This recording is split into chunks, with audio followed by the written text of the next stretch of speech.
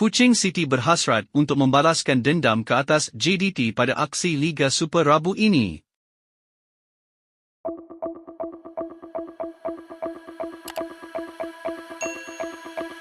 Satu aksi Liga Super akan berlangsung Rabu ini membabitkan tuan rumah JDT menentang Kuching City.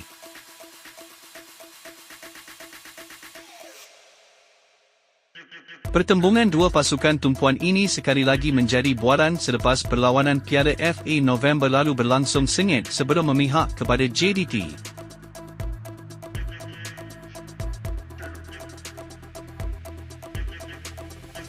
Persiapan rapi telah diatur oleh pasukan Kuching City bagi menghadapi aksi pada Rabu ini yang juga bakal menjadi momentum balas dendam bagi Kuching City kepada skuad Harimau Selatan itu.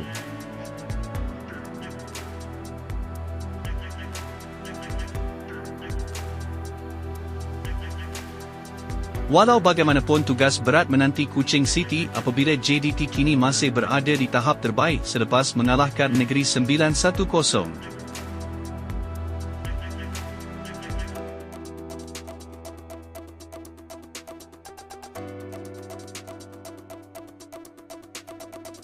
Kuching City pula kini terdesak bagi mengutip tiga mata untuk terus bertahan di kelompok tiga terbaik dan juga memberikan tekanan kepada KL City.